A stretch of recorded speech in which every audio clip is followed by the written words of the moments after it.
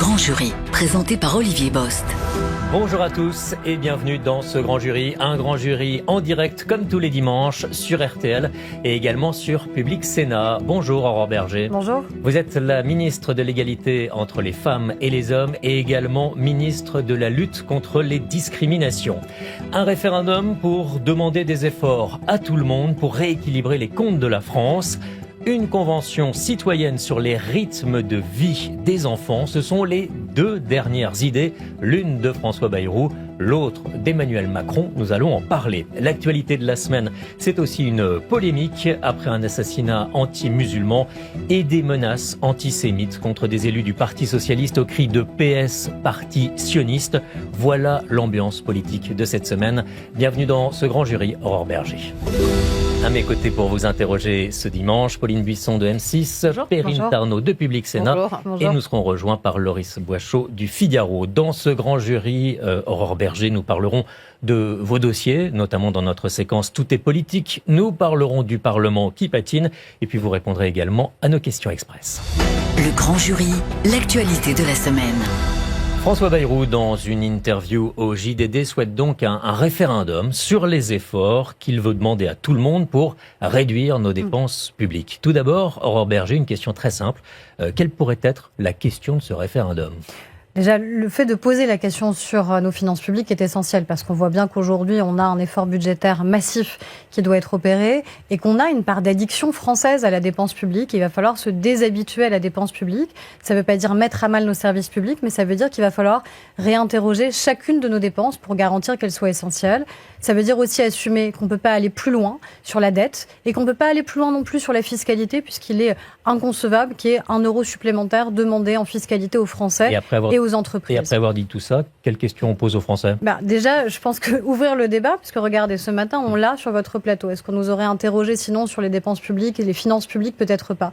Donc le fait que de manière directe, avec les Français, on puisse engager un débat sur les 40 milliards d'euros d'économies, sur la question de notre modèle social, sur la question de son financement, sur la question aussi du partage de l'effort. Le faire avec les Français, est-ce que ça veut dire qu'on ne peut pas le faire avec l'Assemblée nationale ? On n'arrivera pas à le faire avec l'Assemblée nationale. Mais vous savez, il y a des parlementaires qui sont en plateau avec moi et les parlementaires sont au travail, que ce soit à l'Assemblée ou au Sénat, mais les parlementaires, justement, travaillent en lien direct avec les Français. Et donc, c'est ça aussi qu'on doit faire. C'est comment vous engagez un débat, qui est un débat avec le Parlement, évidemment, et avec une méthode qui est nouvelle, puisque pour la première fois, on aura, avant le 14 juillet, justement, les éléments budgétaires travaillés tant avec les groupes parlementaires aussi qu'avec les territoires, les représentants des élus locaux. Vous répondez pas sur le référendum. Mais parce que la question, pour l'instant, c'est pas à moi d'écrire ce que devraient être ces questions, et vous savez que c'est aussi soumis, évidemment, à la validation du président de la République. Mais c'est qu'on assume d'avoir un vrai débat avec les Français qu'on a rarement sur est-ce que oui ou non on est prêt à sortir de cette addiction à la dépense publique, est-ce que oui ou non on est prêt à des efforts partagés et si oui, où est-ce qu'on est prêt à les réaliser ? Et passer par référendum, c'est forcément une façon de contourner le Parlement. C'est pas forcément une façon de contourner le Parlement, parce que ça dépendrait de la question qui serait posée. Répondre à une question, quelle qu'elle soit, ça oblige le Parlement, ça contraint le Parlement à une certaine voie. Ça dépendrait de la question qui serait posée, mais je pense qu'encore une fois, on a cette nécessité d'engager un débat direct et franc et honnête avec les Français. Ça dépend aussi du timing. Vous ne faites pas confiance aux parlementaires, vous ne leur faites pas confiance, il faut que les Français interviennent. Mais l'un n'exclut pas l'autre. Enfin, moi, je vois pas pourquoi on opposerait de manière systématique d'un côté les Français et de l'autre le Parlement. Les députés sont les représentants de la nation et des Français.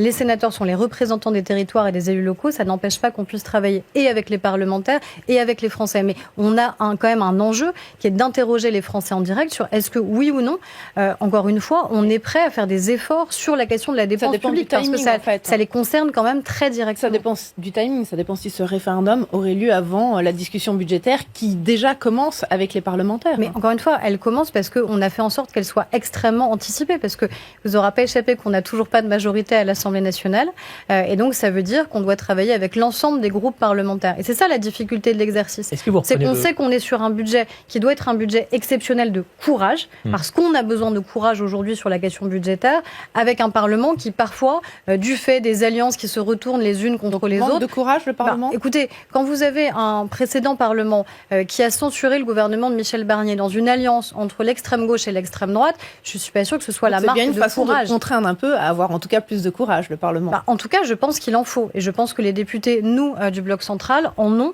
de manière évidente parce qu'ils ont accepté de s'engager sur une voie qui est une voie de la réduction de la dépense publique. Et vous savez, il y a toujours ceux qui parlent de la réduction de la dépense publique, mais il y a rarement ceux qui font. Parce que c'est beaucoup plus difficile de dire à la fin, concrètement, où est-ce qu'on est prêt à réaliser à un moment des économies. Je vois beaucoup de gens qui parlent. Là, il va falloir faire. Il va falloir qu'on le fasse ensemble. Il va falloir que les Français adhèrent aussi à ce projet politique-là. Vous allez jusqu'à reprendre le terme qu'avait employé la porte-parole du gouvernement, parler d'un budget cauchemardesque. Non, mais je parle de budget de courage.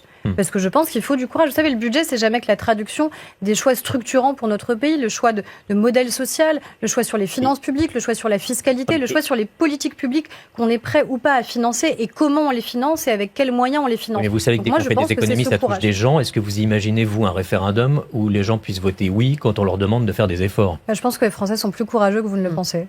Et qu'ils sont prêts à réaliser des efforts parce qu'ils ne sont pas bêtes, les Français. Et ils savent très bien que si on ne réalise pas des économies aujourd'hui, ça veut dire plus de dettes demain ou plus de fiscalité après-demain. Et qu'ils n'ont pas envie d'alourdir la dette de notre pays et donc ce qui pèse sur nos enfants et nos petits-enfants demain, ni d'alourdir leur fiscalité parce qu'ils voient bien qu'elle est déjà suffisante. Et que nous, depuis 2017, on a justement réduit la fiscalité qui pèse sur les Français et que notre engagement, c'est évidemment de continuer à le faire. Mais alourdit le déficit très largement. On l'a alourdi pour protéger les Français. Et je pense que là aussi, ils ont aussi de la mémoire. Parce que si on peut encore avoir justement ce niveau d'emploi, ce niveau de compétitivité dans notre pays, c'est aussi parce que je crois qu'on a fait des bons choix, notamment pendant la crise, notamment pendant le Covid, de protéger l'emploi, de protéger les secteurs économiques qui étaient extrêmement précaires ou qui auraient pu se retrouver en grande difficulté si on ne l'avait pas fait.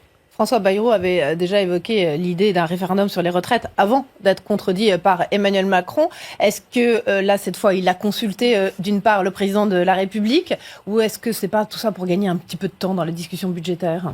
De toute façon, la discussion budgétaire, vous n'avez pas à gagner du temps. Vous êtes tenu par un calendrier qui est un calendrier constitutionnel. Vous savez s'il y a une consultation avec le président de la République ? C'est pas à moi de dire ici les discussions entre le Premier ministre et le président de la République. Est-ce que je sais, c'est que de toute façon, c'est le président de la République qui décidera si oui ou non il souhaite qu'un référendum soit engagé, puisque constitutionnellement, il est le seul à avoir cette prérogative. C'est effectivement pas une prérogative du Premier ministre. Ça n'empêche pas de lancer des idées et ça n'empêche pas d'avoir des idées neuves. On nous reproche suffisamment parfois de ne pas avoir suffisamment d'idées neuves. Vous ne pouvez pas dans le même temps nous reprocher d'essayer des choses nouvelles. Et dans le même temps, François Bayrou bat un record d'impopularité cette semaine. C'est dans le baromètre Verian Figaro Magazine, 14% de satisfaits. C'est moins bien que le précédent record, détenu par Jean-Marc Ayrault, qui détenait le record de 16%. François Bayrou est-il totalement démonétisé ? Mais oui, c'est difficile d'être Premier ministre. C'est difficile d'être Premier ministre dans un moment qui est un moment aussi de crise qui peut être institutionnelle et politique, dans un moment où vous n'avez pas de majorité à l'Assemblée nationale, dans un moment où il y a des efforts budgétaires à réaliser. Est-ce que la personnalité de François Bayrou est aussi un problème ? Non, moi je ne crois pas. Je crois que le Premier ministre, s'il a été choisi par le Président de la République, c'est justement parce qu'il avait cette expérience politique et cette expérience parlementaire, cette expérience d'élu local. Mais oui, en effet, c'est pas une surprise, c'est très difficile d'être Premier ministre dans notre pays. Mais ça tient pas à François Bayrou. D'autant plus quand on assume, encore une fois, d'avoir des décisions qui, je crois, sont des décisions qui appellent à un vrai courage politique sur la question des finances. Ce que vous dites, c'est que ça tient pas à François Bayrou. C'est-à-dire que ça serait un autre Premier ministre, il serait dans la même situation. Je pense que structurellement, dans notre pays, être Premier ministre, c'est quelque chose qui est extrêmement difficile. C'est pas vous qui me démentirez là-dessus. Je pense que vous pouvez demander à tous ceux qui l'ont précédé, ils vous diront la même chose. Mais est-ce que la méthode Bayrou est un problème et explique que les Français n'adhèrent pas ? Mais je pense que ça fait peu de temps que ce gouvernement est en place. Et en peu de temps, on a réussi à ce qu'un budget soit adopté pour notre pays, ce qui n'était pas, là encore, une évidence qu'un budget soit adopté. Le Parlement n'est pas à l'arrêt. On voit des parlementaires qui travaillent et on a un certain nombre de textes et de dossiers qui avancent, et tant mieux. Mais oui, en effet, c'est une période qui est difficile. Et donc moi, je pense que le pire des risques serait de ne pas en prendre. À partir du moment où on sait que c'est un moment politique extrêmement tendu et difficile, mais il faut justement assumer de prendre des risques. Assumer de prendre des risques sur des méthodes qui peuvent être nouvelles et qui peuvent interpeller, et surtout assumer de prendre des risques sur le fond, c'est-à-dire les politiques qu'on veut engager pour le pays. Ce que vous dites, c'est que François Bayrou, avec cette idée de référendum, est prêt à prendre un risque politique. Je crois que oui, c'est une forme de prise de risque politique. Et tant mieux, parce qu'encore une fois, à partir du moment où vous savez que vous êtes soumis à un risque de censure permanent, parce que ce risque, il est permanent, puisque structurellement, nous ne sommes pas majoritaires à l'Assemblée nationale.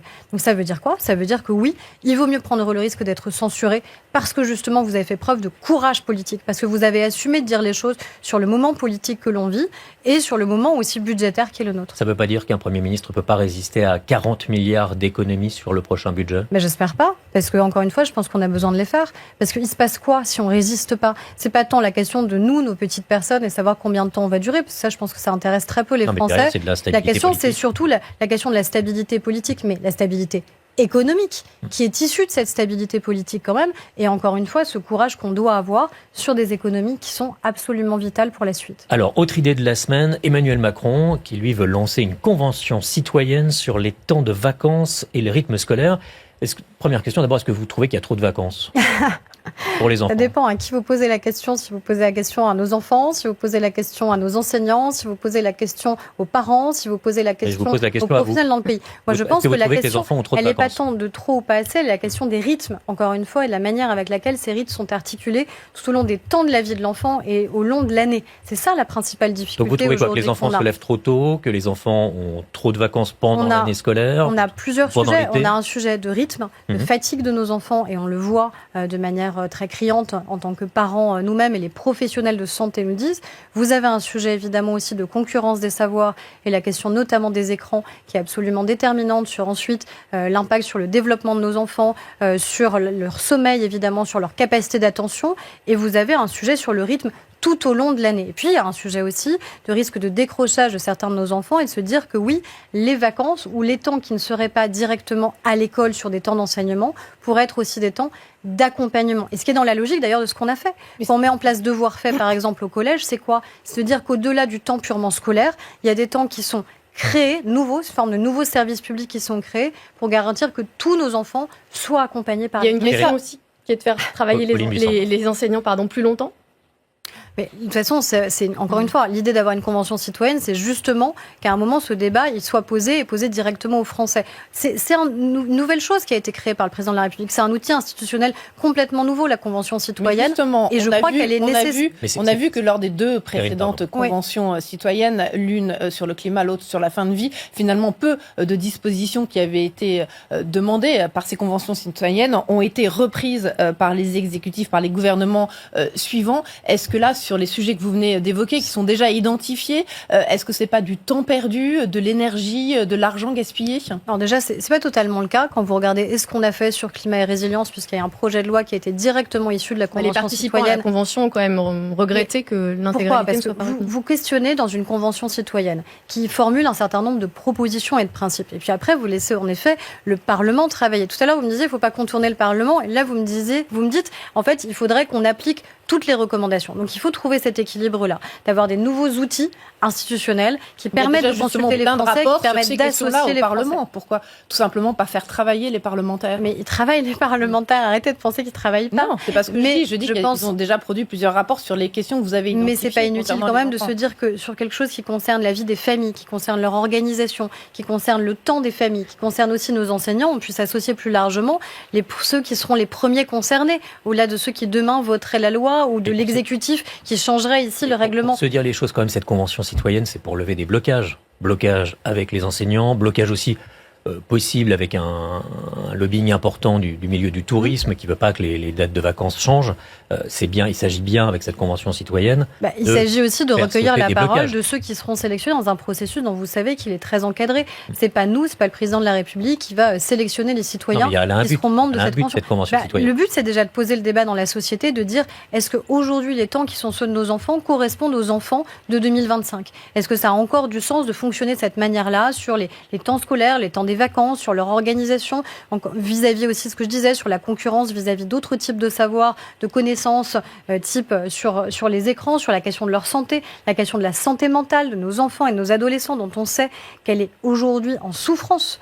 C'est la raison pour laquelle on a créé un certain nombre de dispositifs comme Mon Parcours Psy, parce qu'on voit bien qu'on a besoin de prendre beaucoup plus soin de nos enfants et de nos adolescents. Donc ça passe aussi par leur temps à eux. Et je pense que les associer, eux, les premiers concernés, associer les familles, me paraît absolument essentiel sur ces questions. Est-ce que ces deux sujets qu'on vient d'évoquer, celui du budget, du prochain budget, avec l'idée d'un référendum par François Bayrou, l'idée d'une convention citoyenne par le président de la République sur les rythmes de vie des enfants, est-ce que ces deux idées en une même semaine, ce n'est pas finalement, ça résume pas la situation politique de l'un et de l'autre, c'est-à-dire une impossibilité de faire un certain nombre de choses parce que sans majorité au Parlement et que donc il faut trouver des manières de faire des choses et que c'est, on en a l'illustration cette semaine. Non, parce que regardez sur la question des rythmes scolaires, il n'y a pas pas besoin que ce débat existe au Parlement. Vous savez très bien que l'exécutif pourrait acter de changer les rythmes scolaires sans avoir besoin de la loi. Sauf que se dire qu'on va justement associer les Français, associer les familles, me paraît plus utile que de le faire d'une manière qui serait très verticale, où on imposerait des choses. Il n'y a pas une impuissance politique quand même que ça... Non, mais je pense qu'il y a une contrainte. Il y a une contrainte qui n'a jamais été aussi forte, il y a une contrainte politique, il y a une contrainte budgétaire qui n'ont jamais été aussi importantes. La question, c'est comment on se départit de ces contraintes-là. À un moment, il faut assumer que ces contraintes existent et assumer que malgré ces contraintes, ça ne veut pas dire qu'on doit avoir un pays à l'arrêt. Et ça veut dire qu'on a le droit de réfléchir, ça veut dire qu'on a le droit d'innover, ça veut dire qu'on a le droit d'avoir des outils qui sont nouveaux et sur des sujets qui concernent la vie des gens. Parce que quand on parle de la question des finances publiques, on parle de ce qu'on est capable de financer ou pas dans notre pays et on parle de la manière avec laquelle on repense notre modèle social aussi.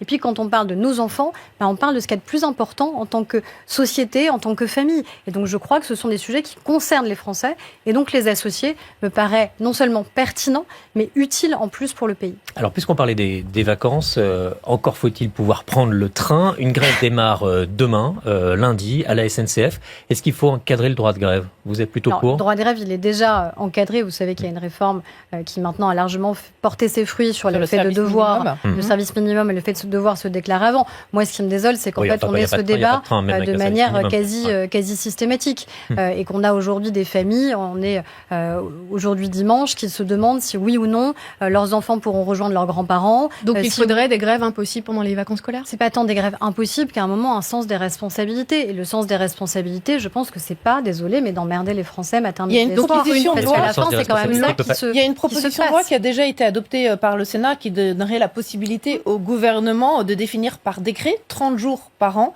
durant lesquels les grèves seraient impossibles. Est-ce que vous seriez d'accord, vous, pour ce texte? Est-ce qu'il faut qu'il soit inscrit vite à l'ordre du jour de l'Assemblée nationale? Ça, c'est aux parlementaires aussi de voir s'ils souhaitent le reprendre. C'est d'ailleurs Philippe Tabarot, qui est aujourd'hui ministre des Transports, qui portait ce texte au Sénat. Donc moi, je pense que c'est un texte qui est un texte de bon sens aussi, pour garantir que oui, on puisse avoir un droit de grève, parce que c'est un droit constitutionnel, évidemment. Il n'est pas question d'empêcher le droit de grève, mais il n'est pas non plus question d'empêcher les Français de pouvoir être ensemble sur des temps qui sont des temps essentiels. On parlait des temps de vie, mais désolé, mais dans ces temps de vie, il y a aussi la capacité à faire famille, aussi la capacité à retrouver ses grands-parents. Il y a aussi la question des familles recomposées, où derrière, vous désorganisez complètement la capacité qu'ils ont à être ensemble. Donc oui, moi je crois qu'à un moment, il faut faire passer l'intérêt supérieur aussi des Français. Et je pense que cette proposition de loi est intéressante à regarder. Oui. Donc vous la soutenez, Aurore Bergé, sur le principe? En tout cas, moi, si j'avais été parlementaire, je l'aurais voté. Interdire des jours de grève. Garantir aux Français de pouvoir se déplacer me paraît être important. Et c'est un enjeu aussi de conciliation des libertés, conciliation de droit de grève et conciliation avec une liberté fondamentale qui, encore une fois, a la capacité à se déplacer, d'autant plus dans un moment où on invite et on incite les Français à prendre le train comme étant aussi une mesure écologique extrêmement importante. Donc il faut leur donner envie de le prendre le plus possible, le plus souvent possible. Est-ce que le ministre des Transports a bien géré ce conflit à la SNCF? Parce qu'il s'est montré dès le début très réticent à toute forme de négociation sur les salaires, qui sont la revendication des syndicats. J'entendais des enjeux de négociation aussi sur la question des emplois du temps, sur la question des logiciels. Donc je pense qu'il y a bien d'autres sujets de négociation qui entrent en jeu. C'est à lui aujourd'hui de faire état de ces négociations. On aura le bol de ce qui se passe à la SNCF. Est-ce que c'est de nature à apaiser les esprits? Est-ce que c'est aussi peut-être ce que pensent les Français? J'ai l'impression que c'est peut-être ce qu'ils pensent aussi, et qu'encore une fois, ils ont envie que les gens qui souhaitent travailler puissent travailler, que les gens qui souhaitent se déplacer puissent se déplacer, dans un moment, encore une fois, où on leur demande de changer leurs habitudes de transport. Vous dites que la grève est encore évitable ou pas? Est-ce que j'espère qu'elle l'est, et en tout cas, nous, on fait tout pour qu'elle le soit, non pas pour empêcher, mais pour négocier, pour discuter. Mais le préalable à la discussion ne peut pas être systématiquement la question du droit de grève, parce que sinon, vous empêchez, en fait, toute discussion de se passer. Dans l'actualité de la semaine, il y a aussi ArcelorMittal. Est-ce que le gouvernement s'est résigné finalement après l'annonce de la suppression de 636 postes en France, dont 295 à Dunkerque? Non, il n'y a aucune résignation. Vous savez que l'enjeu de la réindustrialisation, c'est nous qui le portons. Vous savez, il y a 10 ou 15 ans, on parlait d'un pays qui était foutu en matière industrielle, où il fallait... Si on laisse notre acier fermé... Mais il n'y a pas de raison qu'on laisse fermer. Le sujet qui est posé sur ArcelorMittal, c'est aussi un sujet de souveraineté européenne. Comment on sort d'une forme de naïveté française et européenne qui fait qu'on doit défendre nos intérêts, ce d'autant plus dans le moment présent. Comme la Grande-Bretagne ont choisi de nationaliser leur industrie de l'acier quand il était lâché par le même actionnaire d'ailleurs. Est-ce que la France doit nationaliser son acier? Je ne pense pas que la question de la nationalisation soit la réponse et la seule réponse qui puisse exister, déjà parce que ArcelorMittal n'est pas à vendre. aujourd'hui. Donc c'est compliqué de nationaliser ce qui n'est pas à vendre. Ensuite, parce que ça coûterait, je crois, plus de 20 milliards d'euros sur cette nationalisation. Donc quand vous parlez des enjeux de finances publiques et de dépenses publiques, je ne vois pas bien comment vous arrivez à concilier ces objectifs. Par contre, on a un enjeu qui est un enjeu, encore une fois, de souveraineté européenne. Comment on garantit que les engagements qui avaient été pris par l'entreprise sont tenus, et si jamais ils ne sont plus tenus, comment on garantit aussi que les Français s'y retrouvent par rapport à l'argent qui avait pu être investi parce qu'on avait soutenu un certain nombre d'investissements. Et sur les emplois, si vous nationalisez pas, qu'est-ce que vous faites pour les sauver ? Vous savez très bien qu'il y a des dispositifs de soutien et d'accompagnement sur le retour à l'emploi, mais l'objectif aujourd'hui, c'est pas de parler de la fin, c'est de faire en sorte qu'on puisse trouver des solutions, encore une fois, au maintien de cet emploi, parce que la question industrielle, elle est majeure. On a été les premiers à parler de réindustrialisation du pays, et pas juste à en parler, à faire en sorte que ce soit le cas dans beaucoup de territoires qui étaient en déprise, où aujourd'hui, l'industrie vient restructurer ces territoires, recréer de l'attractivité, recréer de l'aménagement du territoire, recréer du logement, recréer des perspectives dans des territoires qui, malheureusement, n'en avaient plus ou plus beaucoup. Donc c'est pas nous qui allons lâcher notre industrie, mais la réponse, elle peut pas être uniquement la question de la nationalisation. Aurore Bergé, vous êtes ministre de la lutte contre les discriminations. Lors des manifestations du 1er mai, un élu socialiste, Jérôme Guedj, a été pris à partie au cri de PS, parti sioniste. Vous avez relancé les assises de lutte contre l'antisémitisme. Est-ce que l'extrême gauche est aujourd'hui le principal catalyseur de l'antisémitisme ? Je pense que vous avez un antisémitisme structurel d'extrême droite, mais vous avez une explosion de l'antisémitisme dans notre pays qui est aujourd'hui due à l'extrême gauche. Et qu'il faut être très lucide par rapport à ça, parce que si on ne sait pas nommer le mal, on ne sait pas le combattre. Et aujourd'hui, on voit qu'on a un certain nombre de Français qui ont peur. Et précisément, ce mal-là, à l'extrême gauche, comment vous le combattez ? On le combat déjà en le nommant, ce qui n'a pas toujours été le cas, et je m'adresse surtout à la gauche, c'est-à-dire qu'il y a un moment, il faut qu'il rompe, et qu'il rompe de manière définitive. De la même manière que la droite a exclu toute forme de possibilité d'accord avec le FN-RN, il faut que la gauche exclue toute possibilité d'accord avec la France insoumise. Et une fois pour toutes, pas le dire au gré des événements, au gré des difficultés, au gré des soubresauts, au gré de la énième polémique. Maintenant, il faut acter que plus jamais le Parti socialiste, le Parti communiste ou les écologistes n'accepteront une quelconque alliance avec la France insoumise, parce que le seul fait de l'antisémitisme suffit à rompre évidemment tout accord électoral. C'est un message que vous adressez notamment à Marine Tondelier. On a vu que la responsable du parti des écologistes s'est excusée après avoir dans un premier temps reproché à Jérôme Guedj, le député socialiste, une forme de provocation en allant à cette manifestation accompagnée de plusieurs journalistes. Elle a reconnu finalement à gauche qu'il y avait de l'antisémitisme. Vous avez l'impression que les écologistes ne sont pas clairs aussi sur l'antisémitisme ? Cette déclaration, elle était en effet tout sauf claire, donc c'est bien de s'excuser a posteriori. Ça aurait été mieux de donner la bonne réponse tout de suite. Jérôme Guedj n'est pas responsable de l'antisémitisme qu'il a subi. Ceux qui sont responsables, ce sont ceux qui l'ont insulté et qui l'ont chassé d'une manifestation. Et ce qui est insupportable, c'est la réponse qu'elle a donnée. Vous savez, c'est la même réponse que quand une femme est agressée, on lui dit que finalement, elle l'a bien cherché. C'est la même chose. En fait, il l'a bien cherché. Il est responsable de l'antisémitisme par sa seule présence. Donc en fait, ça veut dire quoi ? Ça veut dire qu'un député juif n'aurait pas le droit d'aller dans une manifestation pour défendre ses convictions et ses valeurs. Et moi, je l'avais vu et je l'avais dénoncé quelques semaines auparavant, quand, à l'occasion du 8 mars, on a vu des mobilisations importantes et que je salue sur la question des combats et des droits des femmes, parce qu'il reste des progrès à faire. Sauf que quand dans cette même manifestation, on a une organisation, Nous Vivrons notamment, qui est chassée de la manifestation parce que c'est une organisation avec des femmes qui sont des femmes juives, ça pose un problème majeur. Donc moi, je pense qu'il y a un moment de clarification, qu'il y a un moment de ressaisissement. Vous savez, on dit souvent qu'il est minuit moins le quart. Donc quand il est minuit moins le quart, ça veut dire qu'il n'est pas encore trop tard. Qu'il n'est pas encore trop tard pour agir. Mais c'est-à-dire que si on ne prend pas les bonnes décisions tout de suite et maintenant, alors on a un vrai risque de délitement de la société et on a un vrai risque que sur ces valeurs-là, en fait, on n'arrive plus à faire nation, on n'arrive plus à être une nation une et indivisible, parce qu'on laisserait certains de nos concitoyens être attaqués. Marine Tondelier a donc clarifié, selon vous, sa position ? Mais j'attends qu'elle clarifie avec la France insoumise et qu'elle dise ici et maintenant, aujourd'hui comme demain, plus jamais il n'y aura de possibilité d'alliance avec la France insoumise.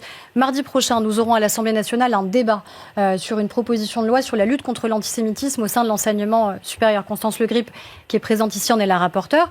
J'espère que tous les partis voteront à l'unanimité cette proposition de loi. Ça a été le cas au Sénat. Au Sénat, à l'unanimité, cela a été voté, de la droite jusqu'aux communistes. Pourquoi ce ne serait pas le cas à l'Assemblée nationale ? Parce qu'il y en aurait un à l'Assemblée nationale qui serait gêné par le fait qu'on nomme le mal et qu'on combatte le mal, parce qu'il existe au sein de notre enseignement supérieur. Donc c'est des actes que je veux. Ce n'est pas uniquement des paroles ou des excuses, c'est des actes. Je disais tout à l'heure que ce qui a été entendu lors du 1er mai, c'est notamment PS, parti sioniste. Est-ce que vous êtes toujours pour la pénalisation dénonciation de l'antisionisme. Et je pense qu'il faut regarder froidement et lucidement le fait que l'antisémitisme, il a changé. Et d'ailleurs, quand j'ai relancé les assises de lutte contre l'antisémitisme, j'ai mandaté des experts, ce sont des universitaires, des enseignants, des chercheurs, des avocats, des magistrats, pour leur dire, est-ce que vous pouvez vous poser le constat et poser surtout des préconisations. Et après, à charge pour le gouvernement d'agir, parce que le gouvernement, il n'est pas juste sur le constat, il est sur l'action. Et de manière unanime, mais de manière unanime, les experts mandatés ont dit qu'évidemment, et malheureusement, l'antisémitisme avait changé et que derrière la haine décomplexée d'Israël aujourd'hui, derrière l'antisionisme, c'était un paravent bien confortable pour être antisémite. Mais quand il est accusé d'être sioniste, qu'est-ce qu'on entend derrière ?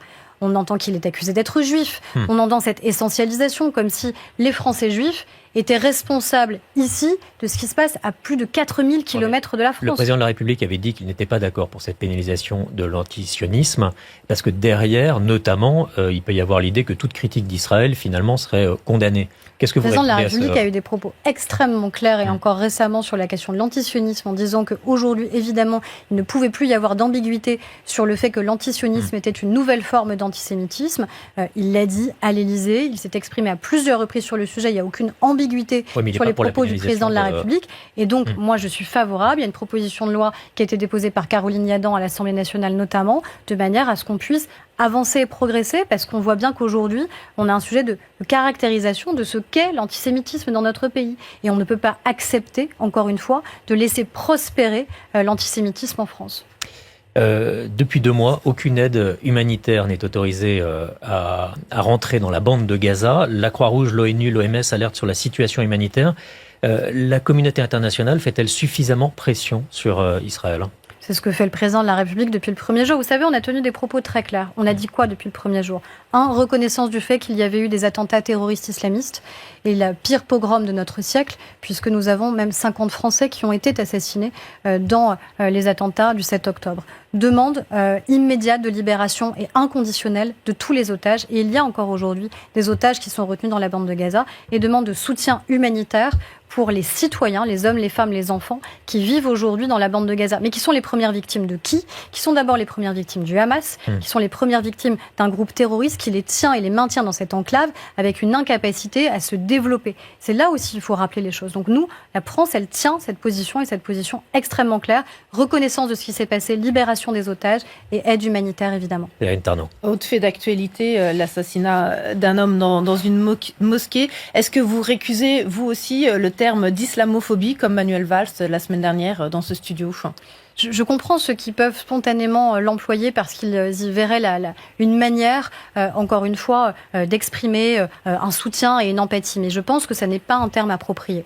Je pense que ça n'est pas un terme approprié. François Bayrou lui-même. Oui, mais j'ai eu cette discussion aussi avec le Premier ministre et on a le droit aussi parfois d'avoir des nuances. Et cette nuance, pour moi, elle est importante parce que je sais que celles et ceux qui aujourd'hui veulent imposer ce terme, eux, ne sont pas avec des intentions louables. Donc ils cherchent à imposer ce terme. Alors de la haine anti-musulman. Et je combats toutes les formes de haine, et sans aucune hiérarchie, et sans aucune distinction, parce que le racisme, l'antisémitisme, les haines anti-religieuses qui peuvent exister, qu'elles soient anti-musulmanes ou anti-chrétiennes, sont insupportables. Et quand on est universaliste, quand on est profondément républicain et qu'on veut tenir la République, eh bien on ne hiérarchise pas, et on ne distingue pas, et on ne dit pas qu'il y a un fait qui serait plus grave qu'un autre, et on combat toutes les formes de haine. Et c'est cela qu'on doit faire, mais je crois que l'emploi de ce terme, malheureusement, risque d'apporter une forme de confusion et surtout d'être un levier pour un certain nombre d'ennemis de la République, d'imposer l'idée qu'on n'aurait pas le droit de critiquer une religion, qu'on n'aurait pas le droit de blasphémer, alors que dans notre pays, ce sont des droits et que certains, malheureusement, ont payé de leur vie le fait de pouvoir les employer. Aurore Berger, vous restez avec nous, remarquez une pause dans ce grand jury. Je rappelle que vous êtes ministre de l'égalité entre les femmes et les hommes et nous parlerons notamment dans un instant du retour au cinéma de Gérard Depardieu. À tout de suite.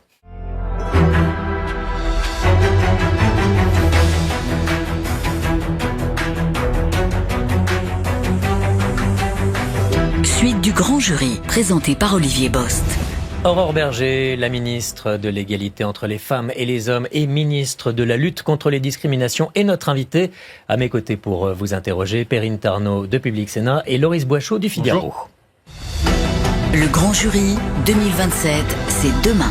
2027. Aurore Berger, avez-vous apprécié la blague de Cyril Hanouna cette semaine, faire croire qu'il serait candidat à la présidentielle pour se faire un peu de pub sur le dos des politiques? Apparemment ça marche puisque vous me posez la question, donc il a dû avoir raison de le faire.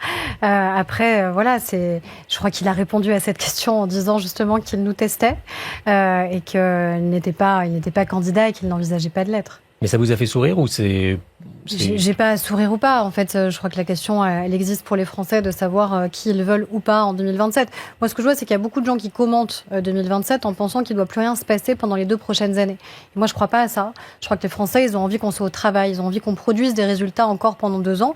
Puis après, se posera la question de 2027. Et je crois d'un certain nombre d'éléments de courage dont on aura besoin. Au-delà de cette opération, il y a, semble-t-il, un espace pour des surprises, puisque 56% des Français espèrent l'émergence de candidats hors système, selon un récent sondage Odoxa pour Le Figaro. C'est une possibilité, l'émergence de candidats hors système? Possibilité, voire risque à vos yeux? Je ne sais pas si c'est un risque. Moi, je pense qu'aujourd'hui, on ne connaît pas la ligne de départ qui sera celle de la campagne présidentielle de 2027. Donc, on en connaît encore moins la ligne d'arrivée. Donc oui, il peut se passer beaucoup de choses. Vous savez, on sort d'une année où il y a eu une dissolution, une censure, 4 premiers ministres. Donc, vous voyez, la vie politique, elle est pleine de rebondissements et de surprises. Ouais. Et je crois que c'est ça aussi que ça nous a appris. Il y a une volonté chez les Français de changement réel, mesuré par ce même sondage. 78% souhaitent une rupture avec la politique menée ces dernières années. Est-ce que ça, c'est pas un peu votre échec ? Je crois que ça a toujours été le cas. Je crois qu'à chaque campagne présidentielle, on a entendu rompre avec ce qui se passait préalablement. Certains ont même été candidats de la rupture en ayant eux-mêmes été ministres pour autant. Donc vous voyez, je pense qu'il y a toujours cette idée-là d'arriver à renouveler les codes, à avoir des idées neuves. Moi, je pense qu'on est dans un moment qui appellera une grande clarification des alliances des uns et des autres. On en parlait, du courage aussi, parce que sur la question des valeurs et des principes qu'on veut porter, il faudra ce courage-là. Et je pense qu'encore une fois, oui, ni la ligne de départ et donc encore moins la ligne d'arrivée. Alors, il n'est pas encore officiellement candidat à l'élection présidentielle, mais il évoque l'idée, c'est le ministre de la Justice, Gérald Darmanin. Il pourrait être votre représentant pour l'élection présidentielle? Mais je pense encore une fois que tout ça est prématuré. C'est prématuré pour nous tous. C'est prématuré pour toutes celles et ceux que vous évoquez, parce que je pense qu'aujourd'hui, on ne sait pas. Pourquoi en parle-t-il déjà alors? Mais parce qu'il a le droit et la légitimité d'en parler. Après, moi, je pense qu'on est... D'abord, moi, je suis membre du gouvernement et que je suis là pour avoir des résultats. C'est ça qui est attendu de moi, sinon je n'aurais pas été nommé. Ça veut dire qu'il fait une erreur, Gérald Darmanin, qu'il ne devrait pas Chacun a le droit d'avoir son propre question-là. Calendrier. Chacun a le droit d'avancer ses propres idées, sa manière de faire et sa méthode. Et après, c'est les Français qui jugeront. Il faudra d'abord se mettre d'accord sur un mode de désignation. Parce qu'au-delà de toutes, encore une fois, les candidatures qui, une à une, sont sans doute très légitimes, si on se présente en ordre dispersé... Elles affaiblissent votre camp, Gérald Darmanin, Gabriel Attal, ce qui est certain, c'est que si on se présente en ordre dispersé, que vous avez un ou une candidate Renaissance, un candidat pour Horizon avec Édouard Philippe, un candidat LR, en fait, le grand risque, c'est qu'aucun ne soit qualifié au second tour. Donc moi, en effet, je pense qu'il va falloir qu'on se mette d'accord ensemble sur un mode de désignation qui permettra qu'un ou une candidate puisse émerger, puisse être choisie. Est-ce que c'est une primaire? Est-ce que c'est un mode de désignation? Parce que les enquêtes d'opinion clarifieront aussi les choses dans l'année qui vient et on verra qui a réussi à structurer et qui n'a pas forcément réussi à structurer. Mais je crois, moi, en effet, qu'on a besoin d'avoir un candidat ou une candidature. Il doit être suffisamment ouvert au sein du bloc central jusqu'aux Républicains, par exemple? Moi, j'y suis favorable. J'y suis favorable parce qu'aujourd'hui, on gouverne ensemble. Et je pense que les Français ne comprendraient pas qu'on gouverne aujourd'hui ensemble et qu'on soit dans l'incapacité ensuite de travailler ensemble. La question, c'est est-ce que les uns et les autres, on en a envie? Moi, oui, parce que je pense que c'est ça dont on a besoin pour le pays, cette clarification-là dont on a besoin. On verra aussi ce que dit la campagne interne des LR, ce que dit celle du PS demain. Donc, vous voyez, il y a encore beaucoup d'inconnus. Mais je pense que d'abord, il faut travailler. Et je pense que oui, il faudra du courage en 2027. Moi, j'y prendrai toute ma part aussi, parce que je crois... Sous quelle forme? Mais on verra la forme que ça prendra. Mais en tout cas, moi, je travaille. Je travaille avec les parlementaires, avec les élus locaux, avec les entreprises. Je travaille surtout sur la mission aussi qui m'a été confiée par le Premier ministre, par le Président de la République. Je suis là pour obtenir des résultats sur des sujets qui, je crois, sont fondamentaux dans la République. Parce que si on n'arrive plus à tenir ensemble en tant que République et en tant que nation sur ses valeurs et sur ses principes, sur la lutte contre l'antisémitisme ou le racisme, sur la question des discriminations, sur les questions d'égalité et de respect, à la fin, on ne parle pas d'un demi-point de fiscalité. On parle de notre capacité d'être une République ou à ne plus l'être, à être une nation ou à ne plus l'être. Et moi, je veux pas ça. Je ne crois pas à cet archipel, je ne crois pas à ce délitement. Je crois que les Français, ils attendent du rassemblement, qu'ils attendent de l'unité. Après, est-ce qu'ils voudront telle candidate ou tel candidat? C'est à eux de le décider, mais ce sera à nous d'abord d'avoir posé des règles claires pour espérer qu'il y ait une candidature. Tous les candidats qu'on a cités, il n'y en a pas un dont vous êtes le plus proche ou qui vous intéresse plus que les autres? Pourquoi il faudrait forcément se ranger derrière quelqu'un? Non, mais je vous pose la question. On n'est pas forcé de vouloir se ranger derrière. Il y a des idées qui se dégagent. Par exemple, on voit qu'entre Gérald Darmanin et Édouard Philippe, sur la question des retraites, par exemple, ils ne sont pas sur le même positionnement. Est-ce qu'il y a déjà des idées pour vous qui sont plus intéressantes que d'autres? Mais je pense qu'en effet, ça se passera d'abord sur la question du projet. Aujourd'hui, on focalise beaucoup sur les personnalités, ce que ces personnalités ont à dire ou pas. Il y aura en effet la question du projet, parce qu'on voit bien qu'on n'arrivera pas à tout faire dans les 2 ans, même si on peut déjà faire beaucoup. Et donc, la clarification sur le modèle social, la clarification sur le travail, tout ça interviendra sans doute dans le grand moment de clarification qui a toujours été la campagne présidentielle. Et le rapport au travail, à mon avis, sera au centre des préoccupations qu'on aura pour 2027. Et quel candidat du Rassemblement national serait le plus dangereux pour vous, selon vous, Marine Le Pen, si elle est finalement relaxée par la justice, ou alors Jordan Bardella? C'est pas à moi de le dire, mais ce que je sais, c'est que quoi qu'il arrive, il y aura un candidat du Rassemblement national. Et que quoi qu'il arrive, le candidat du Rassemblement national sera dangereux. Marine Le Pen ou Jordan Bardella, c'est la même chose selon vous? Non, c'est pas la même chose. C'est pas la même chose sans doute sur les orientations, c'est pas la même chose sur le parcours, c'est pas la même chose sur l'identité politique, c'est pas la même chose sur, je crois, la compétence et puis la manière avec laquelle ils font de la politique. Mais peu importe. Ce qui compte, c'est que nous, on se prépare pour nous-mêmes, sur savoir pour quel projet on a envie, nous, de présenter aux Français, puisqu'on sait que quoi qu'il arrive, on aura à affronter le Rassemblement national et qu'aujourd'hui, en tout cas, quel que soit le candidat, il est suffisamment haut pour garantir presque sa qualification au second tour. Pour l'instant, il y a beaucoup de candidats, il y a très peu de candidates. De manière plus générale, sur la place des femmes dans la vie publique, on compte aujourd'hui environ 36% de femmes à l'Assemblée nationale et au Sénat, mais la Ve République n'a eu que 2 femmes chefs de gouvernement. Il a fallu attendre 2007 avant d'avoir une femme se qualifier au second tour de l'élection présidentielle. 80 ans après l'obtention du droit de vote pour les femmes, quel regard portez-vous finalement quelque part sur cette lente intégration à la vie politique? Elle est peut-être lente, mais elle est certaine. Elle est certaine parce qu'aujourd'hui, les parlementaires, ça viendrait à l'idée de personne de se dire que la parité pourrait être gommée d'un trait de plume, parce qu'on vient de voter la parité sur les élections municipales dans toutes les communes, en entendant les mêmes arguments que ceux qu'on entendait il y a 20 ans d'ailleurs, en nous disant on n'arrivera pas à trouver des candidates, on va affaisser le niveau de la vie politique. Je ne crois pas que le niveau de la vie politique se soit affaissé parce qu'il y a des femmes. Je pense qu'il y a d'autres raisons qui expliquent peut-être que justement la politique, elle soit insuffisamment attractive aujourd'hui, parce qu'elle est trop violente, parce que la manière avec laquelle on considère les hommes et les femmes politiques dans notre pays ne donne pas forcément envie à des hommes et à des femmes de s'engager. Mais nous, on a fait le choix justement de l'engagement des femmes. Moi, j'ai été élue présidente de groupe en 2022, dans le même temps où Yael Braun-Pivet était élue présidente de l'Assemblée nationale et Elisabeth Borne était nommée première ministre. Donc il y a des femmes, vous savez, en Macronie, contrairement à ce que certains disent ou pensent. Et je crois qu'on entend bien justement continuer à exister, à se faire entendre. Le grand jury, ça se passe au Parlement. Alors, ça se passe au Parlement et en ce moment, les projets de loi sur la fin de vie sont en discussion. Le texte créant une aide active à mourir a été adopté en commission cette semaine. Êtes-vous totalement opposé à l'aide active à mourir ? Alors c'est un sujet qui a toujours été extrêmement difficile parce que je pense que c'est un sujet extraordinairement intime et personnel. Moi, je pense que à la fin, déjà, on a tenu nos engagements. L'engagement du président de la République pendant la campagne présidentielle, c'était de pouvoir présenter un texte au Parlement issu de la Convention citoyenne. Donc ça veut dire que oui, on a respecté l'engagement pris devant les Français. Ensuite, il y a la manière avec laquelle, si cette aide active à mourir devait être votée, elle est structurée et organisée. Moi, ce que je note, c'est qu'il y a un écart important entre le texte tel qu'il a été présenté au départ par le gouvernement et le texte tel qu'il est sorti de commission. Vous pensez à quoi, par exemple ? Il y a plus assez de garde-fous. Je trouve qu'aujourd'hui, il n'y a pas suffisamment de garde-fous, à la fois dans les délais de réflexion, dans la collégialité qui doit être nécessaire pour garantir que la décision soit prise, parce que c'est la décision la plus irrévocable. Et surtout, moi, ce que je souhaite, parce que c'était notre intention initiale, c'est que de manière systématique, une offre de soins palliatifs soit proposée. Parce qu'aujourd'hui, la situation qu'on a, c'est quoi ? C'est qu'on meurt mal parfois dans notre pays. On meurt mal quand on est seul, là où d'autres sont accompagnés, évidemment, par leur famille, par des proches ou par des associations. Et on meurt mal quand on n'a pas d'offre de soins palliatifs. On meurt mal aussi parce qu'on méconnaît ses droits. Combien de Français encore n'ont pas fait leur directive anticipée, tout simplement parce qu'ils ne savent même pas que c'est une possibilité qui leur est offerte et parce qu'on n'a pas envie de se projeter, ce que je comprends intimement, on n'a pas envie de se projeter sur ce qui peut être la fin de sa vie. Sauf que c'est un droit et que les droits des Français doivent être respectés jusqu'à la dernière minute. Et après, on verra l'état du débat à l'Assemblée. Le texte pose un certain nombre de conditions pour recourir à cette aide active à mourir, celle notamment d'être atteint d'une affection grave et incurable, quelle qu'en soit la cause qui engage le pronostic vital en phase avancée ou terminale. Cette expression en phase avancée est trop floue pour plusieurs députés. Vous considérez effectivement qu'elle doit être clarifiée ? Il y a la Haute Autorité de Santé qui va rendre son avis justement sur cette question-là. Donc moi, je pense que sur ces sujets, il faut accepter d'écouter celles et ceux qui savent. Et ceux qui savent en la matière, c'est pas moi sur savoir si c'est le bon terme de phase avancée ou non. Ce sont les médecins, ce sont les professionnels de santé. Parce que demain, c'est à eux qu'on demandera de mettre en œuvre cette nouvelle possibilité qui existerait si les députés l'adoptent. Donc je pense que la parole du corps médical est absolument déterminante pour savoir justement quels sont les garde-fous qui doivent être posés, notamment si les termes précis ont bien été posés.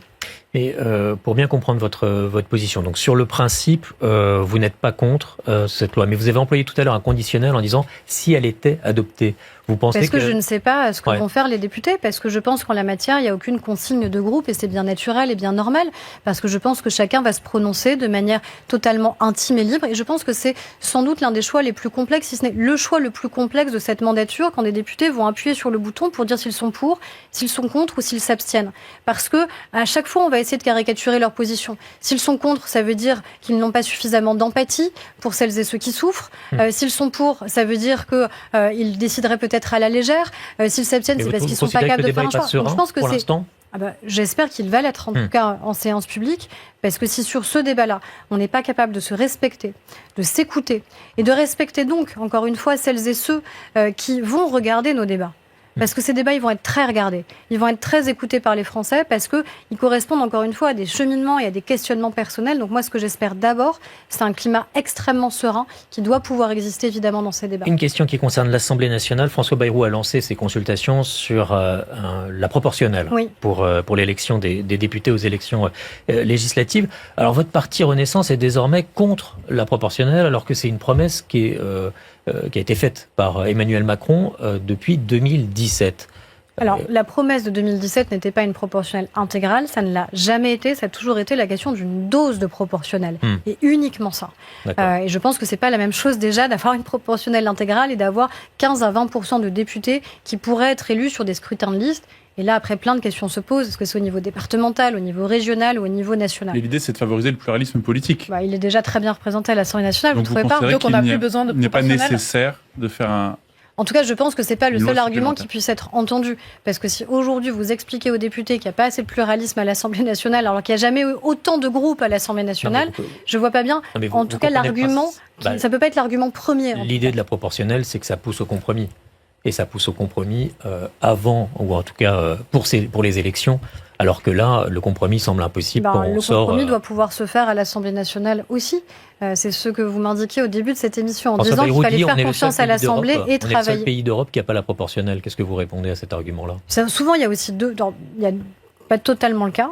Il y a des pays qui ont fait le choix aussi, en tout cas au sein du continent européen, si vous regardez la Grande-Bretagne, d'avoir un scrutin majoritaire à un tour, qui est encore beaucoup plus clair et tranchant que le nôtre. Et puis souvent, on a parfois, comme en Allemagne, 2 votes qui coexistent, un vote majoritaire et un vote proportionnel. Bref, il y a des systèmes qui sont très différents et puis c'est difficile en plus de dresser ces comparaisons dans des États qui sont très centralisés et dans des États qui sont fédéraux, par exemple, parce que nécessairement, c'est pas la même mécanique. Donc moi, encore une fois, l'idée qu'on avait en 2017, c'était une dose de proportionnelle. C'était pas une proportionnelle intégrale. Et moi, j'ai toujours dit que j'étais pas favorable à une proportionnelle intégrale, ce qui est d'ailleurs l'avis très majoritaire du groupe et du parti Renaissance aujourd'hui. Une question personnelle et qui concerne ce qui s'est passé au Parlement. Une procédure judiciaire a été ouverte à votre encontre pour faux témoignage, pour un soupçon de parjure après une audition sur la situation des crèches. Il vous est reproché de ne pas avoir fait état de vos liens avec une lobbyiste du secteur. Est-ce que vous avez des nouvelles de cette procédure ?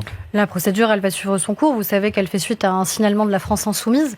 C'est comme ça que cette polémique est née. Donc moi, je réserverai ensuite ma réaction évidemment à la justice, mais je ne suis pas dupe de qui, évidemment, a cherché à instrumentaliser cela. Non, j'en ai pas eu et je me tiens évidemment à cette disposition parce que je crois qu'il y a des faits. Et les faits, c'est que j'ai changé la loi en la matière pour garantir que les groupes privés soient enfin contrôlés et beaucoup plus contrôlés. Que j'ai renforcé tous les dispositifs de contrôle qui peuvent exister parce qu'on parle de ce qui est le plus important pour nous en tant que parents. On parle de nos enfants et de la protection évidemment qu'on doit à nos enfants. Le grand jury. Question express. Question express, par oui, par non, pour les réponses, pour ou contre. Si vous étiez à jour de cotisation chez les Républicains, vous voteriez plutôt pour Bruno Retailleau ou pour Laurent Wauquiez? Je ne suis pas à jour de cotisation, je suis à jour de cotisation chez Renaissance. Si vous étiez. Du coup, j'ai pas à répondre à la question puisque je ne suis pas dans le corps électoral des LR aujourd'hui. Donc vous avez un collègue au gouvernement, mais Bruno Retailleau, mais vous ne voteriez pas pour lui. Parce que c'est pas à moi que la question s'adresse. La question, elle s'adresse aux électeurs qui sont ceux des Républicains. Perrine Tardon. Est-ce qu'il faut contraindre l'installation des médecins pour lutter contre les déserts médicaux? Non. Non, parce que je pense que c'est une fausse bonne idée, parce qu'à la fin, ces médecins se déconventionneraient ou iraient dans le privé, ou iraient dans d'autres systèmes de santé, et qu'à la fin, je pense que ça ne ferait plus de médecins, ou en tout cas, ça n'en ferait pas plus. Il y a quand même une obligation qui est souhaitée par le chef du gouvernement, François Bayrou. C'est pas la même chose que l'obligation et la régulation à l'installation. Tout à fait, c'est en le fait obligeant qu'en 1 ou 2 jours par mois, les médecins contribuer à aller dans des zones qui sont des zones sous tension, 1 à 2 jours d'exercice en supplémentaire. Ce qui n'a rien à voir avec le fait qu'on déciderait de manière arbitraire là où ils ont le droit de s'installer, ce d'autant plus que vous le savez, aujourd'hui, une grande partie de notre pays est en risque de désert médical, y compris Paris. Donc dire qu'on va contraindre à l'installation, je pense que c'est le meilleur moyen qu'à la fin on ait moins de médecins. Et en matière d'impôts, faut-il supprimer les 10% d'abattement pour les retraités les plus riches? Je pense qu'il faut les plafonner. C'est l'amendement que j'avais proposé, moi, à l'Assemblée nationale dans le cadre du projet de loi de finances, parce que ça coûte plus de 4 milliards d'euros par an aujourd'hui aux Français, et qu'encore une fois, vous l'avez dit vous-même, c'est les 9e et 10e déciles, c'est-à-dire les plus riches des retraités qui en bénéficient le plus. Donc je pense que c'est un problème sur la manière avec laquelle on partage l'effort dans la société, pour que tout ne repose pas toujours sur les actifs, mais qu'il y ait ce partage d'efforts intergénérationnel qui puisse exister, et qu'encore une fois, on ait quelque chose qui soit plus juste socialement et fiscalement. Le grand jury, tout est politique. Aurore Berger, Gérard Depardieu fait son retour sur les plateaux de cinéma avant la décision du tribunal correctionnel de Paris, ça sera le 13 mai, pour des agressions sexuelles qu'il conteste et qui auraient été commises sur un tournage. Il est actuellement en tournage au Portugal. Est-ce que c'est trop tôt? Est-ce que c'est indécent? C'est aux Français de le dire demain s'ils auront envie ou pas d'aller voir ces films. Je pense qu'il faut d'abord attendre la décision de justice. Moi, je regrette la manière avec laquelle les victimes présumées ont été traitées tout au long de ce procès, y compris par l'avocat de Gérard Depardieu. Et c'est pas moi qui le dis, ce sont des avocats qui ont dénoncé ces pratiques et cette manière de faire et cette outrance à l'encontre des victimes. Parce que vous savez, si aujourd'hui beaucoup de femmes hésitent à porter plainte, c'est parce qu'elles ont peur aussi de l'épreuve judiciaire et de la manière avec laquelle elles pourraient être traitées pendant le procès. Mais ce que vous dites, c'est que la réalisatrice Fanny Ardant, qui a recruté Gérard Depardieu pour ce film, manque de respect aux plaignantes? Non, mais c'est pas à moi de dire si elle a le droit ou pas le droit. Elle a le droit de faire tourner qui elle veut, mais c'est les Français qui jugeront s'ils ont envie d'aller voir demain un nouveau film qui ferait jouer Gérard Depardieu. Moi, je pense que, en tout cas, moi, c'est mon avis personnel. Après le reportage qu'il y avait eu dans Complément d'enquête, je n'ai pas envie de le voir retourner parce que je trouve que les propos qui avaient été les siens à l'encontre des enfants, à l'encontre des mineurs, moi, m'avaient tellement révulsé que ce simple fait me suffit à ne plus avoir envie de le voir jouer dans de nouveaux films. Vous dénonciez le comportement des avocats. Oui. Le comportement des avocats est libre dans un tribunal. Est-ce que leur ordre devrait revoir ces choses-là? Il est libre, mais il y a quand même un devoir d'éthique quand vous êtes avocat. Et vous ne pouvez pas complètement oublier ce devoir d'éthique. Donc oui, c'est des discussions qu'on doit avoir et que j'entends avoir évidemment avec l'ordre, de manière à savoir comment, tout en garantissant de manière évidemment extrêmement précise la question de la présomption d'innocence, la capacité à toujours avoir accès à la défense, puisque c'est bien de cela dont il s'agit, que cet accès à la défense ne devienne pas non plus une épreuve judiciaire supplémentaire imposée aux victimes qui les ferait renoncer à exercer leurs droits et à pouvoir notamment porter plainte. Perrine Tardon. Le comédien-réalisateur Nicolas Bedos sort un livre après sa condamnation à 1 an de prison, dont 6 mois avec sursis pour agression sexuelle. Il reconnaît s'être mal comporté et dénonce également les dérives du mouvement MeToo. Est-ce que vous trouvez son reportage intéressant ou vous y voyez plutôt une tentative de réhabilitation? Je n'ai pas encore lu le livre, mais j'ai lu son interview au Point que j'ai trouvé intéressante. Pour une raison, c'est que souvent, vous savez, les auteurs d'agressions sexuelles, puisqu'il a été reconnu auteur d'agressions sexuelles, ni les faits qui leur sont reprochés et ni la souffrance qu'ils ont pu causer aux victimes. Et là, c'est autre chose que j'ai lu, puisqu'il a reconnu, encore une fois, les souffrances qu'il avait pu imposé aux victimes et ce pourquoi il a été condamné. Et il pose une question qui est essentielle en démocratie, qui est la question de la réhabilitation. À partir du moment où quelqu'un a exercé sa peine, a réalisé sa peine, est-ce qu'il a le droit de revenir ou pas dans la société? Là encore, c'est les Français qui vont décider parce que c'est un personnage public. Est-ce qu'ils auront envie de lire son livre? Est-ce qu'ils auront à nouveau envie de le voir jouer ou de le voir tourner des films? Mais ça pose une question qui me paraît essentielle. dus au mouvement MeToo? Les excès, c'est ceux qui ont eu lieu avant. Les excès, ce sont les agressions sexuelles, ce sont les violences sexuelles. C'est le fait que je pense qu'il n'y a pas une femme dans notre pays qui n'a pas déjà été sujette à une agression verbale ou à une agression physique, une agression dans les transports. C'est ça l'excès qui a pu exister. Parce qu'on n'a jamais dans notre pays changé de ligne sur la question de la présomption d'innocence, sur la question du droit à une défense, sur la manière avec laquelle on a toujours considéré qu'à la fin, ce qui devait nous guider, c'était justement l'action en justice et faire en sorte que les victimes aillent en justice justement pour avoir accès à la réparation.